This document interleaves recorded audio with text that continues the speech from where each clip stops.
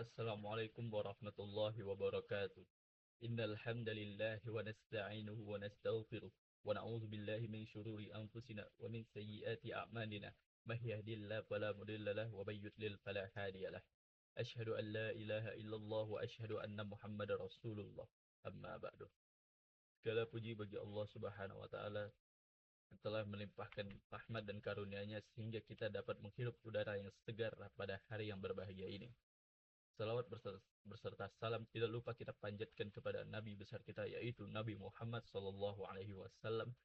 Nah, karena dengan adanya beliaulah kita dapat merasakan zaman yang sangat terang benderang ini. Baiklah, kali ini saya akan melakukan analisis studi kasus dilema sang arsitek muda. Nah, jadi kali ini kita akan analis cerita si Farhan. Jadi si Farhan adalah seorang arsitek muda sukses yang sedang mengalami krisis identitas. Di tengah gemerlap di karirnya, ia merasa hampa dan mulai mempertanyakan tujuan hidupnya. Ia merasa pencapaian materi tidak memberinya ketenangan batin. Hingga akhirnya ia kembali mendalami spiritualitas untuk menemukan arah hidup yang jelas. Farhan mulai menata ulang keyakinannya. Ia belajar bahwa hidup bukan sekedar kebetulan, melainkan ada sang pencipta yang mengatur alam semesta. Sebagai bukti nyata keyakinannya, Farhan mulai disiplin menjalankan kewajiban rutin seperti sholat 5 waktu dan gemar berbagi kepada yang membutuhkan pertolongan. Suatu hari, perusahaan tempatnya bekerja diminta merancang sebuah bangunan yang fungsinya meragukan secara etika agama. Farhan pun mencari dasar hukum untuk menentukan sikapnya, mulai dari mencari ketentuan di Al-Quran dan hadis hingga melihat kesepakatan para ulama yang melakukan pertimbangan logis yang sejalan dengan syariat Islam. Sebagai pribadi muslim, Farhan dikenal sebagai atasan yang santun dan jujur. Suatu saat terjadi ketegangan antara stafnya yang berbeda keyakinan mengenai jadwal penggunaan ruang istirahat untuk ibadah. Farhan harus menengahi konflik tersebut dengan prinsip saling menghormati antar umat beragama tanpa mengesampingkan rasa persaudaraan dengan rekan sesama muslim di kantor. Nah, jadi yang pertama kita akan mengidentifikasi masalah utama pada cerita Farhan tersebut. Nah, yang pertama ada krisis identitas dan eksistensi atau masalah teologis. Farhan merasa hampa di tengah kesuksesan materi dan mempertanyakan tujuan hidup. Ini berkaitan dengan konsep fitrah dan pengenalan terhadap Khalik atau Sang Pencipta. Nah, yang kedua ada etika profesi dan sumber hukum atau masalah syariah. Dilema dalam merancang bangunan yang fungsinya meragukan secara etika agama. Masalah ini menguji pemahaman Farhan dalam mengambil keputusan berdasarkan hierarki hukum Islam. Nah, yang ketiga ada harmoni sosial dan toleransi, masalah akhlak atau muamalah. Konflik antar staf mengenai penggunaan ruang ibadah dan bagaimana menyeimbangkan persaudaraan sesama muslim, ukhuwah Islamiyah dengan persaudaraan antar manusia, ukhuwah basyariah. Yang keempat ada sumber hukum Islam dalam pengambilan keputusan ketika menghadapi proyek yang meragukan secara etika, syubhat atau haram. Farhan melakukan langkah-langkah sistematis dalam mencari dasar hukum.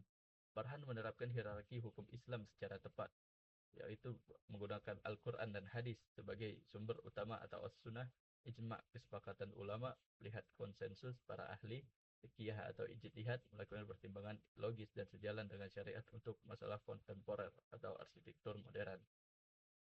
Nah, yang kedua ada pendapat, argumen, dan landasan hukum. Nah, jadi yang pertama ada landasan keimanan dan pencarian makna hidup. Farhan menyadari bahwa alam semesta diatur oleh Sang Pencipta. Secara syariat, hal ini berlandaskan pada konsep tauhid rububiyah. Dalam Al-Quran surah Ad-Dariyat ayat ke-56 yang artinya, Aku tidak menciptakan jin dan manusia melainkan agar mereka beribadah kepadaku. Ayat ini menjadi dasar bahwa tujuan hidup atau identitas manusia bukan sekedar pencapaian materi, melainkan pengabdian kepada Allah Subhanahu wa taala. Nah, yang kedua ada hierarki pengambilan hukum atau sumber hukum Islam. Saat mengambil proyek dengan fungsi yang meragukan secara etika agama, Farhan melakukan langkah-langkah pencarian hukum yang tepat, yaitu Al-Quran, hadis, kesepakatan ulama atau ijma' dan pertimbangan logis, kias. Dalam Al-Quran surat An-Nisa ayat ke-59 yang artinya, Wahai orang-orang yang beriman, taatilah Allah dan taatilah Rasul Muhammad SAW dan ulil amri, pemegang kekuasaan di antara kamu. Kemudian, jika kamu berbeda pendapat tentang sesuatu, maka kembalikanlah kepada Allah, Al-Quran, dan Rasul, sunnahnya. Ayat ini adalah dasar utama metodologi Farhan dalam menentukan sikap terhadap masalah etika profesi. Nah, yang ketiga ada etika kerja dan menghindari syubhat. Menolak atau meragukan proyek yang tidak etis secara agama didasarkan pada prinsip kehati-hatian terhadap hal yang haram atau samar atau syubhat. Dalam hadis Arba'in Nawawi ke-6, yang artinya barang siapa yang terjatuh dalam perkara syubhat, maka ia telah terjatuh dalam perkara yang haram, maka tinggalkanlah. Ini menjadi landasan bagi Farhan untuk mencari kejelasan hukum sebelum mengambil keputusan profesional. Nah, jadi mungkin segini saja terhadap analisis terhadap di kasus dilema sang arsitektur muda. Nah, jadi kesimpulan yang bisa kita ambil adalah kita harus dekat kepada sang Khalik atau sang pencipta, yaitu Allah Subhanahu wa taala. Dan setiap keputusan kita harus berlandas kepada Al-Qur'an dan Sunnah, dan juga konsensus para ahli dan juga ijtima dan kias. Mungkin hanya segini saja penjelasan dari saya. Assalamualaikum. Penjelasan dari saya, terlebih dan kurang saya mohon maaf. Wabillahi taufiq wal hidayah. Assalamualaikum warahmatullahi wabarakatuh.